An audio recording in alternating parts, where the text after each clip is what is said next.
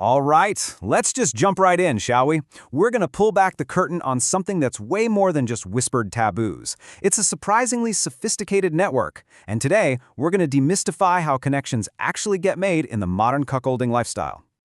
So you might be wondering, how does this really happen?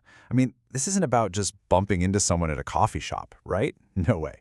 It's a whole world of specific platforms, unwritten rules, and, real strategy. And that's exactly what we're going to break down.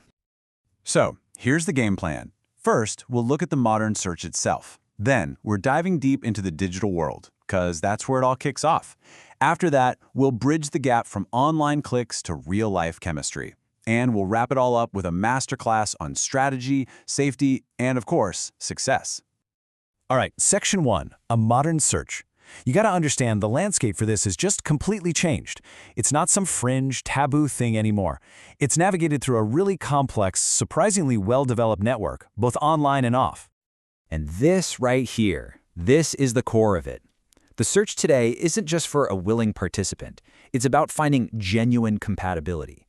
We're talking about a real alignment on desires, on boundaries, and maybe most importantly, on communication.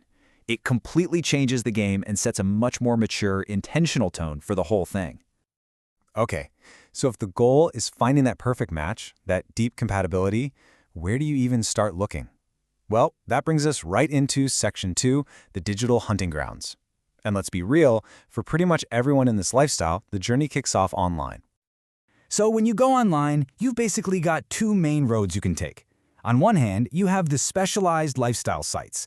These are built for this, right? They've got communities, verification, the whole shebang. Then, on the other hand, you've got your mainstream dating apps. Think Tinder, Bumble. And there, it's a totally different game. It's all about understanding the subtle codes, the signals, and knowing how to read between the lines to find who you're looking for. Let's talk about FetLife for a second, because this analogy is perfect. You have to think of it less like a dating site and more like, well, the Facebook for the kink community. Seriously. It's a social network. The goal isn't just to have a profile. It's about building a real presence.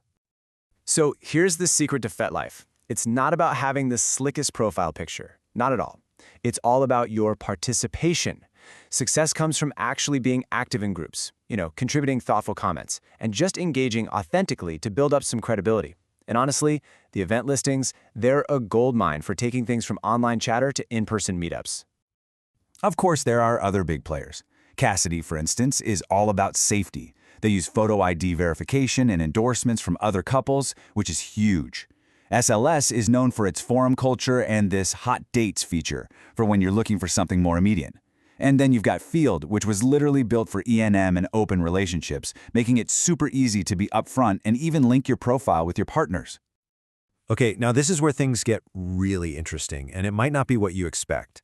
Some of the biggest, most active hubs for these connections, they aren't dating sites at all.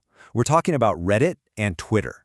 They've become these massive, unofficial centers, and trust me, each one has its own unique set of unwritten rules.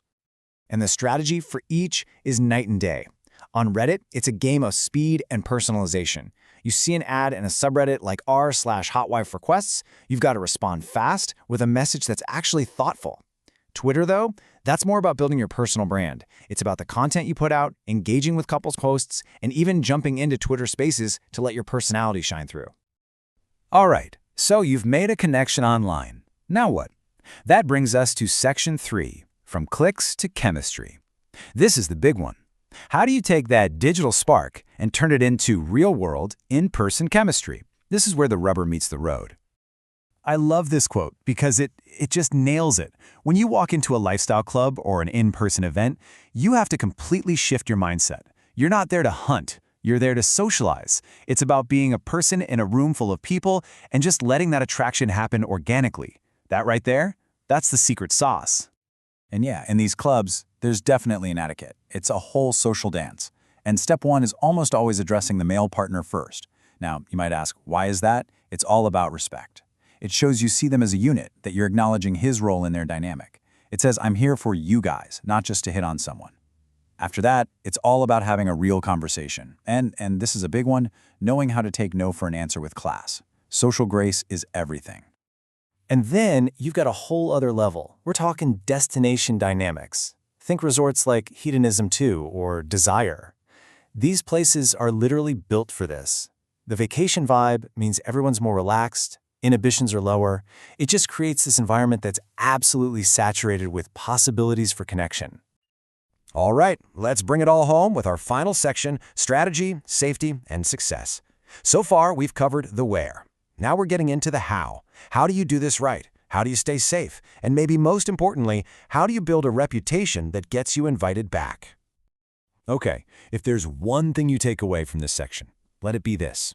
Discretion isn't just a nice to have. It's currency. It's the most valuable thing you have. In a world where privacy is absolutely paramount, proving you could be trusted, that you can keep things quiet, that makes you gold. It's your single biggest asset.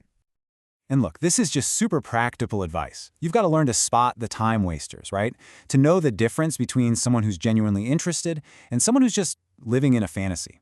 Recognizing these red flags versus the green ones will save you so much time and energy. You know, someone who won't even hop on a quick video call, huge red flag. But someone who suggests it themselves and starts talking real logistics, that's a giant green flag. That tells you they're serious. At the end of the day, real success in this space isn't about just one encounter. It's about playing the long game, and that's built on a foundation of these hallmarks.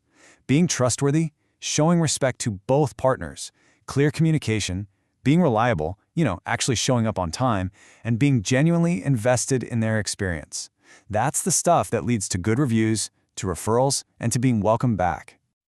And that brings us to maybe the scariest, most important number in this entire world. And that number is 1. Just 1. That's all it takes. In communities this connected, where everyone knows everyone, it takes just one bad experience, one moment of disrespect, to torch a reputation that might have taken you months or even years to build. The stakes are high. So let's leave you with this final thought to chew on. At the end of the day, it's not about the app, it's not about the club or the technique you use. None of that really matters as much as the person you are and the intention you bring. So the real question is your focus on just a transaction, or is it on genuinely, respectfully, and enthusiastically enhancing a couple's journey together? Because the answer to that question, well, that changes everything.